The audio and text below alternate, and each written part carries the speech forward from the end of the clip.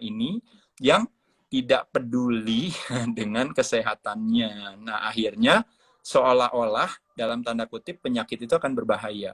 Tapi kembali lagi, kalau kita menjadi tuan rumah yang buruk bagi sebuah kesakitan, ya nggak kenapa-napa gitu. Makanya kenapa susah untuk ngebahas sebuah kesakitan itu bahaya atau tidak bahaya, karena setiap masing-masing orang pasti punya respon yang namanya kekuatan tubuhnya masing-masing itu berbeda, antibodinya berbeda, adaptasinya berbeda. Makanya kenapa sangat unik ketika sebuah kebijakan kesehatan itu dilakukan dengan pendekatan one size fits all gitu. Jadi seolah-olah satu obat buat semuanya gitu. Nah, itu mesti hati-hati gitu, karena yang harus dilakukan pendekatannya adalah harusnya precision and personalized. Masing-masing orang pasti punya latar belakang sendiri-sendiri. Bahkan ibu-ibu aja gitu ya, ada yang satu ibu-ibunya ada yang kurus gitu, yang satu ibu-ibunya gemuk, tapi dua-duanya kadar lemaknya sama-sama tinggi gitu. Nah, pendekatannya masing-masing ibu-ibu itu pasti berbeda gitu. Karena apa?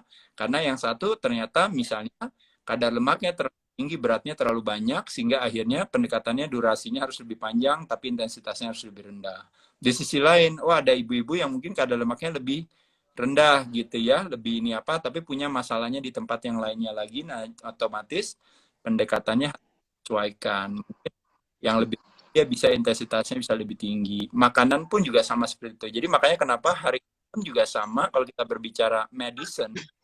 Sekarang ini pendekatannya pun sama, yaitu adalah yang namanya precision and personalized medicine. Makan obat kita sama makan obat buat kita, penyakit sama dan demam. Tapi kadaran takaran ya sama.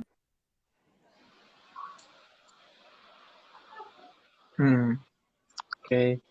Ini loading ya? Iya, muter-muter sinyalnya kali. Sama dosis itu berbeda. Ya, Bli. Ada satu pertanyaan lagi nih, Bli, dari Danang. Bagaimana mencukupi protein harian di saat bulan puasa? Sebenarnya sama aja. Kebutuhan protein kita per hari itu kalau berdasarkan rekomendasi daily allowance RDA itu di kisaran 0,7 sampai 1 gram per kilogram. Nah, tapi sebenarnya yang menjadi tantangan kalau menurut saya adalah semakin usia semakin meningkat di atas 30 tahun, ketika yang namanya otot rangka kita tuh semakin menurun karena nggak pernah dilatih, itu akhirnya juga memaksa kita gitu secara tidak langsung untuk akhirnya harus mengkonsumsi protein harus sedikit lebih tinggi. Nah, makanya menurut saya paling baik adalah di kisaran 1 sampai 1,5 gram per kilogram berat badan, tapi dengan catatan bukan berat badannya hari ini, tapi berat badan idealnya. Nah, kalau berat badan ideal itu kita bisa sebut dengan sebagai namanya itu terminologinya adalah berat badan murni. Nah, berat badan murni itu adalah berat badan kotor dikurangi kadar lemak sama dengan berat badan murni. Atau kalau bahasa Inggrisnya berat badan murni itu adalah yang disebut namanya lean body mass. Atau kalau kita mau memakai cara yang gampang, kalau nggak punya alat pengukur lemak, gampang aja. Saya idealnya berapa ya beratnya? Nah, ideal berat kita itu kurang lebih adalah kira-kira dikalikan 1,5, atau bagi teman-teman mau kalikan 2 boleh, gram itu adalah jumlah protein yang kita butuhkan per hari. Tapi kalau masih bingung juga mau ngitungnya, yang gampang aja udah. Setiap kali kita makan minimal 30 gram protein per hari, per meal kita masuk. Itu aja. Bisa didapat dari mana? Bisa didapat dari hewani dan nabati. Salah satu kebaikan daripada hewani memiliki profil esensial amino acid yang lebih lengkap. Itu aja sih alasannya. Berarti 30 gram hewani nabati. Kalau 30 gram protein hewani itu seperti daging ayam, dada, 2 potong. Beli. 2 potong, iya 2 potong, betul. Benar ya? Iya, betul. Iya. 2 pot udah lebih dari 30. Dan itu per meal ya? Per meal, iya per meal. Oh. Ya. Kalau telur ayam putih dan kuningnya kira-kira sekitar 4 lah. Wow. Oh. Oke. Ini ada dari Jenny 24. Beli, saya kan sedang fasting yang jendela fasting yang jendela makannya hanya 8 jam. Iya. apakah ketika saya olahraga di pagi hari tidak apa-apa, saya tidak Ya, tidak saya tidak mengkonsumsi protein kali ya mungkin ya. tidak apa-apa, malah bagus, nggak masalah. Iya, bagus sekali. Itu yang selalu menjadi perdebatan ya, karena dianggap kalau saya olahraga kosong nanti nggak ada tenaga. Tadi saya katakan, badan justru kebalikannya, dia cerdas. Dia akan berusaha pada saat kita nggak ada tenaga, dia akan pakai lemak, dia akan memperkuat otot. Makanya kenapa dia akan rilis yang namanya production human growth hormone kita secara alami, dia naikin. Karena HGH itu hubungannya dengan sparing muscle. Jadi ototnya di spare, nanti dia akan pakai lemak sebagai sumber tenaga. Makanya terjadi fat burning process, terjadi justru pada saat dimana kita latihan perut kosong, waktu bulan puasa. Jadi itu justru malah bagus. Yang jadi tantangannya lebih kepada kitanya kadang-kadang nggak kuat gitu. Ya, makanya butuh terbiasa aja. Butuh terbiasa. Iya, iya. Oke, lanjut Fitri. Ada nih. Ya. Dari Sadam Nur. Mas Ya. Aderai, kenapa perut saya masih buncit? Padahal kadar karbohidrat sudah saya kurangi. Iya, jadi kadang-kadang kita bisa perutnya masih tetap buncit karena satu adalah komposisi ototnya yang rendah. Kedua, saya sudah menurunkan karbohidrat, tapi ternyata kita konsumsi lemaknya yang salah. Lemak yang buruk itu ada lemak yang disebut dengan namanya refined fats. Refined fat atau adalah fat-fat yang proses. Yang kebanyakan dari margarin, dari minyak goreng yang berasal dari sayur-sayuran ya. Kayak misalnya canola, kayak jagung ya. Tangannya kenapa refined fats itu nggak bagus? Karena dalam prosesnya itu membutuhkan tingkat yang namanya tingkat pemanasan dan juga proses yang. Jadi bayangin aja kayak kalau kelapa kita peres itu keluar minyak. Kalau buah olive tuh artinya minyak zaitun diperes keluar minyak. Bahkan alpukat pun diperes dia keluar minyak. Tapi kalau seandainya jagung diperes nggak keluar minyak ya. Makanya kenapa butuh proses pemanasan yang tinggi untuk membuat jagung itu bisa keluar minyak. Nah, pada saat itulah makanya terjadi yang namanya pengerusakan dalam tanda kutip. Jadi kualitas atau esensnya dari si kebaikan makanan itu being damaged, jadi rusak gitu gara-gara proses refined fats tersebut. Jadi makanya kenapa terjadi yang namanya toxicity dalam proses fooding tadi. Nah, itu juga salah satu yang disebut dengan chemical stress di badan. Nah, gara-gara kita konsumsi itu. Nah, jadi ketika terjadi itu makanya kortisol hadir. Ketika kortisol hadir, maka akhirnya dia akan ngambil tenaga dari otot, ototnya nanti akan memecahkan dirinya, metabolisme jadi lebih lambat, kadar lemaknya jadi meningkat gitu. Jadi kadang-kadang nggak semata-mata juga cuma mengurangi karbo aja. Tapi di sisi lain ya, kalau teman-teman tahu, kadang-kadang juga yang terjadi, yang saya sering mungkin ketemu ya sama teman-teman, yaitu kalau nanti saya investigasi apa yang dilakukan, ternyata hampir semua teman-teman kadang-kadang pasti suka nggak ngeh kalau ternyata banyak karbonya masih masuk. Misalnya masuknya dari minuman-minuman. Jadi kadang-kadang kita sering minum yang namanya kalori drinks. Jadi minuman yang berkalori itu biasanya ada kandungan gulanya ya. Yang tadi boba. Ya mulai dari soft drinks, teh manis, kayak tadi ya boba, lalu kayak smoothies, lalu sekarang frappuccino apa segala gitu. Lalu selain itu juga kadang-kadang dari kondimen. Nah, seperti misalnya dari saus, dari saus-sausan, dari dressing, itu kita kena di sana.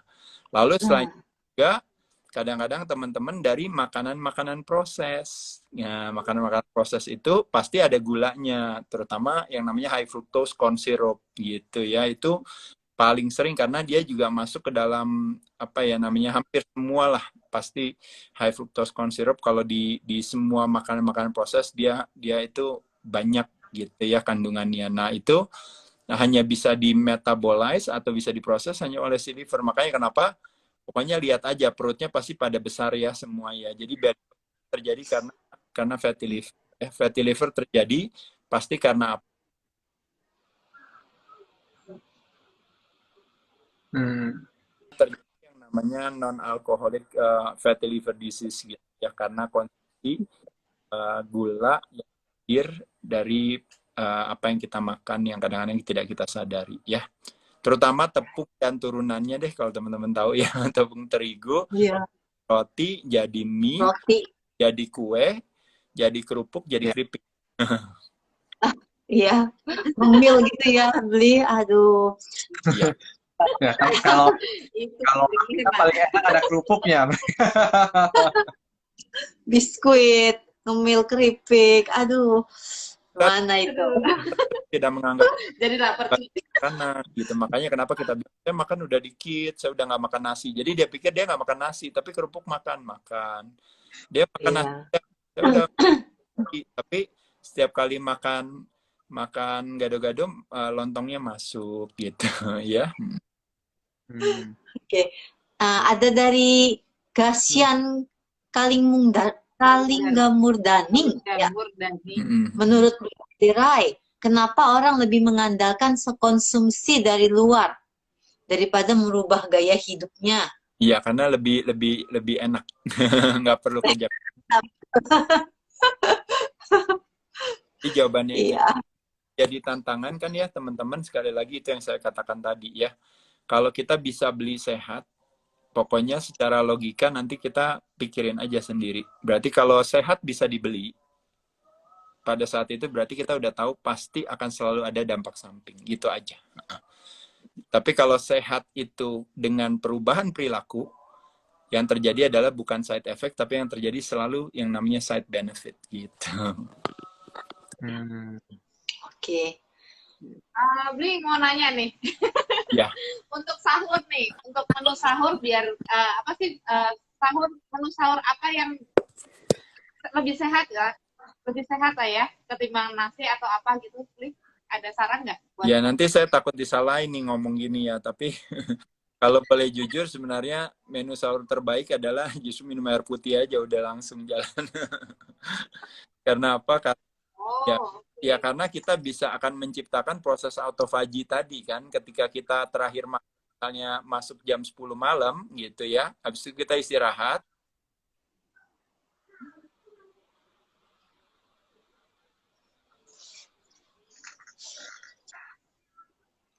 Jadi sahur kita benar-benar cuma masukinnya secukupnya aja gitu. Sebenarnya sih kalau dari pengalaman saya ya, kalau kita kadang-kadang sering diskusi, saya suka diskusi sama teman-teman, gimana sih impact-nya pada saat kita lagi sahur.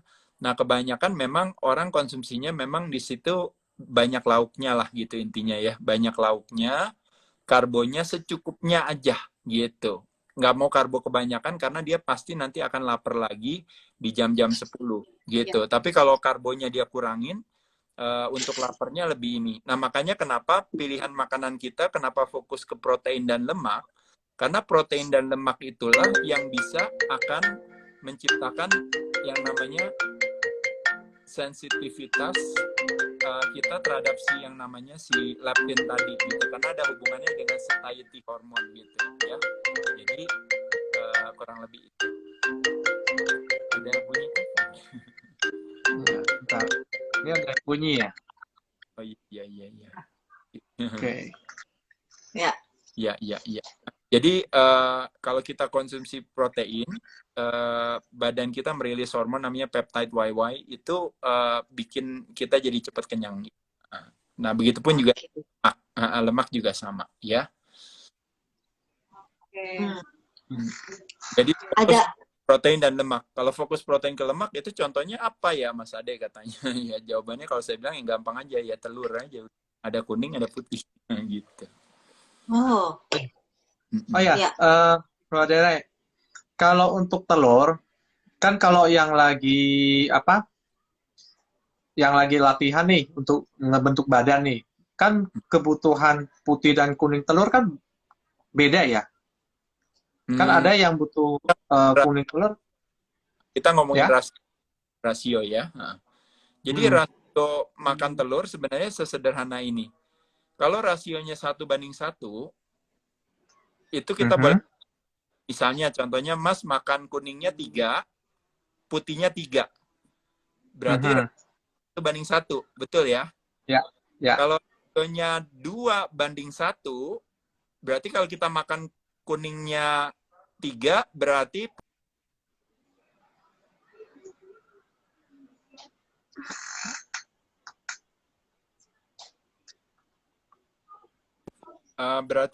berarti kalau kuningnya 3, berarti putihnya 6. Nah, jadi sekarang rasio mana dong kira-kira jadi yang saya boleh pilih? 2:1 atau 1:1? Jawaban saya adalah sederhana. Kalau kita nggak masukin karbohidrat, kita bisa 1:1. Jadi telur setengah matang, saya pesen 3. Lalu ada kuningnya, ada langsung saya makan, langsung jadiin sebagai si sahur saya atau sebagai pembuka saya buat buka saya, itu bagus banget. Kalau kayaknya misalnya saya mau masukkan nasi dengan makan telur tadi, berarti putihnya yang lebih banyak, kuningnya harus lebih rendah gitu, karena yang namanya karbo dan lemak dua-duanya masuk dalam kategori yang namanya energi gitu, yang berasal dari sinar matahari. Nah, sedangkan kalau protein dia berasalnya biasanya dari binatang gitu, atau dari apa ya kalau istilahnya hitungannya, kalau protein dan kalau karbohidrat dan lemak itu selalu hubungannya dengan energi. Kalau protein hubungannya dengan proteinnya, building block gitu ya, gitu. Jadi rasionya selalu ya. Jadi kalau karbonya naik, lemaknya turun.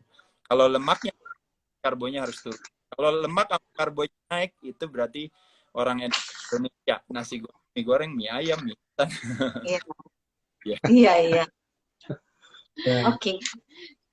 Pertanyaan dari Fahru Rizaldi. Kalau tetap olahraga supaya nggak dehidrasi gimana ya, Beli?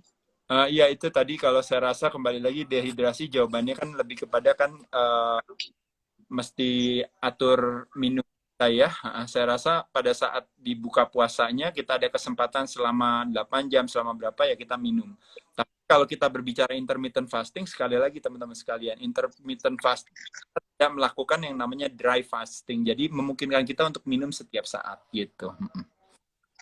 Hanya ngaruh nggak sih Bli kalau kita buka puasanya dengan katanya kalau pingin biar nggak dehidrasi minumnya itu es kelapa atau kelapa muda, gitu ngaruh nggak sih Bli untuk dehidrasinya? Ya sebenarnya nggak gitu sih, kita cuma beranggapan seolah-olah bahwa di nanti kelapa itu ada kandungan misalnya natrium atau apa gitu ya. Saya rasa sih boleh-boleh aja. Cuma tantangannya hanya lebih kepada itu kan ada kandungan gulanya gitu aja. Pokoknya kita setiap kali kita mau masukin gula waktu buka puasa, kita mesti kita combine sama kita makanin yang lainnya apa. Tadi makanya saya bilang tadi bukanya pakai telur aja paling gampang lah. Setengah mateng atau misalnya telurnya dijadiin apa, atau kita makan telur. Misalnya kalaupun mau makan sandwich gitu ya, kan ada meskipun ada karbonya tapi dia ada telurnya, lalu ada sayurnya, terus ada mungkin dagingnya gitu. Jadi lonjakan gulanya itu tidak terlalu tinggi gitu, sehingga kita bisa cepat kenyangnya, nggak mudah laparnya gitu, maksudnya itu aja sih. Ini ada nih dari Karina Monanda. Mas saya IF apa ya? 22-2 sudah 2 bulan ini. Bagus. Badan saya 72, tinggi 169. Wah, tinggi juga nih. Aktivitas sedang, oke kah? Oke sekali, bagus. Boleh omet, 1 meal a day, boleh 2 meal a day, nggak ada masalah. IF itu intermittent fasting. Iya, bagus. Oh, keren. Bagus sekali. Ini sebenarnya mau nanya juga sih, Bli, soal, jadi saya tuh ikut, kalau tahu Dr. Zaidul Akbar. Iya. Jadi beliau itu kan nggak menyarankan untuk makan nasi ya, lebih ke makan buah-buahan dan sayuran dan infus starter kalau beliau itu kan. Nah, kalau menurut Bli sendiri, kalau kita benar-benar lepas dari karbonya kayak gitu gimana, Bli? Sebenarnya kalau kita bilang lepas dari karbo sih mungkin enggak, tapi saya rasa ide bagus kalau juga kita nggak makan nasi itu ide bagus, karena memang kalau ngomongin refined carbohydrates, nah seperti misalnya nasi putih, tepung putih, kentang putih gitu ya. Itu jadi kalau bahasa Inggrisnya white potato, white rice, white flour. Nah, kalau kita tepung terigu dan turunannya tuh jadi roti putih ya, jadi kue-kuean dan sebagainya, itu bisa dikurangin bagus. Makanya kenapa tadi kita arahnya lebih kepada yang namanya non-starches carbohydrate. Nah, jadi kita dapatkannya dari sayur-sayuran. Nah, buah-buahan juga sebenarnya juga bagus, tapi nggak boleh kebanyakan. Karena buah itu ada kandungan gula dari buah namanya fruktosa. Nah, saya katakan tadi, fruktosa itu hanya bisa diproses oleh liver kita, sedangkan liver kita memiliki tampungan yang terbatas hanya 400 sampai 500 kilokalori gitu. Nah, jadi kalau seandainya kita makan buahnya kebanyakan, belum lagi kita kena fruktos kan juga kadang dari gula, dari minuman, kadang kita kena juga dari satu dan lain hal ya. Kayak saya kadang suka minum kopi, saya pakein gula brown sugar gitu misalnya, atau kadang-kadang kita makan apa kita kena juga dikit di sana sini. Jadi kita nggak mau buah itu juga jadi kebanyakan. Makanya kenapa buah juga sebenarnya ada namanya ada keluarga-keluarganya ya kan, ada seperti misalnya kayak keluarganya apel berarti itu seratnya lebih tinggi, ada keluarganya berry berarti itu gulanya lebih rendah gitu ya. Tapi kalau kita buahnya kadang-kadang nanti melon lalu semangka, lalu kadang-kadang belum ramuan belum yang lainnya. Jadi saya rasa iya, dan tantangannya sama buah hari ini itu karena melalui proses rekayasa genetik, karena pestisida dan sebagainya, akhirnya kandungan gulanya meningkat, kandungan seratnya lebih rendah gitu. Jadi kebaikan buah itu makin hari itu justru bukannya semakin berkualitas, menurun gitu. Makanya kenapa belakangan banyak kita beralih ke buah-buah atau sayur-sayuran organik gitu ya. Jadi saya rasa mungkin kalau boleh Mbak, bagus. Jadi tadi yang disarankan dokter siapa tadi namanya? Ya, Zaidul Akbar, bagus sekali untuk terutama kita paling sering ya nasi, tepung dan sebagainya itu boleh dikurangi ya. Oke, lanjut ada satu lagi The Sevens ya. Apakah boleh makan roti gandum plus peanut butter plus keju cheddar sebelum latihan? Mungkin jawaban saya kalau teman-temannya badannya kurus, kadar lemaknya di bawah 10%, mungkin nggak apa-apa. Iya. Tapi bagi orang umum, saya rasa bukan ide baik lah gitu aja ya. Karena pertama, makannya karbo. Roti gandum itu tantangannya ya kalau teman-teman tahu ya, namanya aja ada gandumnya gitu. Tapi rotinya sendiri kalau tahu, itu jadi perbedaan roti gandum sama roti putih itu hanya cuma beda 15 menit aja untuk akhirnya kalau nggak dipakai akan disimpan di dalam sel lemak. Dan kedua, biasanya pembuatan roti-roti gitu, termasuk roti gandum itu masih melibatkan mentega gitu ya, masih melibatkan juga mungkin yang lain-lainnya. Jadi saya rasa bukan ide baik. Tapi bagi teman-teman yang kadar lemaknya rendah, sekali lagi seperti saya katakan, satu. Kedua, latihan bebannya rajin. Bisa sehari 2 kali gitu latihan bebannya. Maka apalagi dipakai sebelum latihan. Kayak tadi kan katanya saya makan sebelum latihan. Berarti bagus aja.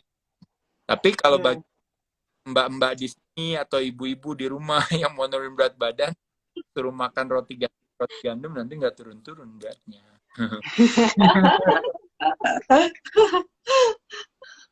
Oke, lanjut ya. Ini dari Andri Suyoko. Bagaimana mengubah mindset masyarakat Indo yang masih kurang aware untuk pola hidup sehat? Nah, mindset tuh. Iya, saya rasa mungkin itulah yang salah satu yang saya coba. Mungkin kalau saya lihat hikmah di balik musim infeksi, ketika kita akhirnya jadi lebih banyak di rumah, ya, nggak bisa bertemu dengan secara optimal gitu, akhirnya kita secara kreatif menggunakan teknologi yang ada sekarang hari ini. Kalau kita bisa manfaatkan untuk berbagi kebaikan kan menyenangkan ya. Tapi kalau yang terjadi malah kita bukannya berbagi kebaikan tapi berbagi curahan hati gitu, terutama curhat. Ya, gitu. Jadi dengan sejak setahun yang lalu saya punya Dunia Derai di YouTube jadi lebih aktif karena akhirnya saya jadi banyak waktu untuk bisa berbagi sama teman-teman sekalian. Nah, itu salah satu cuma ya mungkin ungkapan yang bisa saya lakukan, at least gitu, yang paling tidak bisa saya lakukan untuk mengedukasi masyarakat. Karena saat ini yang menjadi tantangan itu yang seperti saya katakan tadi, kepatuhan itu hanya akan terjadi kalau ada sebuah fondasi, yaitu adalah pemahaman. Dan kalau kita punya pemahaman, maka kepatuhan itu otomatis akan menjadi bunganya. Tapi hari ini yang terjadi memang kebanyakan dari kita memang nggak peduli sama sehat gitu, dan tidak mau belajar tentang sehat, sehingga kita menyerahkan nasib kesehatan kita kepada orang lain. Dan ketika orang lain memutuskan kita harus ngapain-ngapain, ya akhirnya konsekuensinya kita harus ikut gitu kan. Tapi kalau kita mau belajar tentang sehat dan mau memahami diri kita dan mau merubah ulah perilaku kita, maka pada saat itulah hanya jalan yang baik aja, yang penuh berkah itu yang akan kita dapatkan gitu loh. Nah, makanya kenapa saya katakan tadi, di Indonesia sekarang ini kesibukannya itu hanya punya mentalitas seolah-olah bahwa sehat itu bisa dibeli gitu. Jadi yang penting kita punya uang nanti bisa beli obat. Sehat itu adalah rajin obat gitu. Kalau makan obatnya berarti saya sehat. Kita tidak pernah menyadari bahwa sesungguhnya bicara obat itu adalah kita berbicara yang namanya, kalau istilahnya itu pendekatan farmakologis. Kalau pendekatan farmakologis itu adalah ada nuansa kecelakaan di sana atau ada nuansa urgensi. Jadi kita butuh obat pada saat dimana memang badan-badan kita lagi memang membutuhkan gitu. Jadi kalau nggak ada obat nggak bisa, kita harus makan obat gitu ya. Kita harus operasi cepat. Kita harus melakukan segala sesuatu itu harus cepat kita lakukan. Tapi nggak boleh dijadikan obat sebagai kita adopsi sebagai kenapa? Karena obat itu racun. Obat itu selalu akan memberikan kita dampak samping gitu, dan itu nanti harus kita bayar. Jadi saya rasa bukan ide baik. Jadi makanya kenapa kita berobat sejenak, udah kita keluar dari situasi case of crisis, jadi case of crisis. Nah, pada saat itulah kita mulai, yuk sekarang saya udah berobat nih tadi, saya udah dioperasi nih tadi, atau saya udah apa, nah berarti sekarang saatnya saya untuk merubah ulah perilaku kita gitu. Karena dengan perubahan ulah perilaku itu yang kita menyelesaikan yang namanya tadi hulunya. Kita menjadi murid daripada sebuah antisipasi. Kita menyelesaikan root cause-nya gitu. Bukan kita sibuk menjadi murid daripada reaksi yang harus istilahnya menyelesaikan si hilirnya tadi, sehingga biayanya mahal. Medikasi itu basically is only suppress symptoms, tapi yang di manage tetap adalah kesakitan. Jadi root of cause-nya tidak diselesaikan permasalahannya gitu. Jadi teman-teman pahamlah, 95% daripada kesakitan hari ini murni disebabkan karena ulah perilaku kita. Makanya disebut penyakit tidak menular gitu ya. Kenapa tidak menular? Nah, itu karena perilaku kita, teman-teman gitu. Penyakit menular itu hanya cuma di bawah 5% gitu. Itu pun juga menular dengan catatan kita harus menjadi tuan rumah yang ramah kepada penularan tersebut. Kalau kita jadi sehat, mau teman kita lagi batuk, lagi flu, lagi apapun juga, kitanya nggak kenapa-napa. Kenapa hal itu terjadi? Karena dia tidak bisa mengambil opportunity kepada si tuan rumah yang buruk kepada sebuah kesehatan gitu. Makanya nasib kesehatan kita ada di tangan kita, teman-teman sekalian. Yuk kita belajar cari uang, belajar financial yang cerdas, maka kita juga belajar kesehatan yang cerdas. Sehat bukan yang utama dan bukan segalanya, tapi tanpa sehat yang utama dan segalanya tidak bisa kita raih gitu ya. Sehat bukan tujuan, adalah sebuah syarat. Nah, jadi kalau syarat penuhi, makanya kita bisa menikmati kesejahteraan kita. Tapi kesejahteraan tidak bisa kita nikmati kalau kita nggak punya. Ya, benar. Luar biasa sekali ya teman-teman. By the way, Bli Aderai juga banyak banget memberikan sharingnya di IG TV-nya ya, di IG TV-nya, di IG @Aderai. Juga ada YouTube ya, Bli Ade ya, yang bisa dilihat. Banyak sekali tips-tips olahraga, gerakan-gerakan gimana cara yang benar, pola makan, banyak banget Bli Ade, begitu banyak sharingnya. Bisa dilihat ya teman-teman. Sunshine dan Fulu ya. Mungkin ini satu terakhir kali ya, Bro. Ya. Dari Dung, untuk Lost White, peranan makanan vs olahraga berapa persen? Kita selalu senang ya, kayak membuat itu ya, membuat satu VS gitu ya. Kalau kita mau sukses dan sejahtera, lebih banyak kerjanya apa banyak sembayangnya apa sholatnya ya? Coba kira sholat versus kerja bagusan mana nih? Gitu ya. Iya. Jadi jawabnya adalah kalau kita lakukan dua-duanya gitu. Makanya kenapa ada istilah ora et labora gitu ya. Yeah.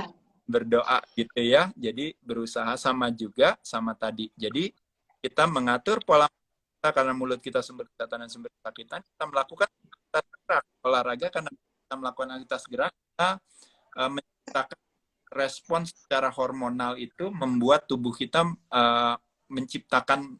Makanya kenapa orang bilang tubuh kita begitu cerdasnya, dia bisa menciptakan obat bagi dirinya, tapi dia juga bisa menciptakan racun bagi dirinya, gitu ya. Jadi saya rasa teman-teman sekalian, yuk apa yang kita fokuskan karena tenaga kita tersalurkan. Jadi ketimbang kita sibuk mengagungkan kehebatan atau keagungan sebuah kesakitan, kenapa tidak juga kita sibuk mengagungkan kehebatan dan keagungan tubuh kita sendiri, teman-teman sekalian. Ya, jadi fokus pada yuk kita ubah perilaku kita. Tidak ada kata terlambat untuk punya pola hidup yang lebih sehat.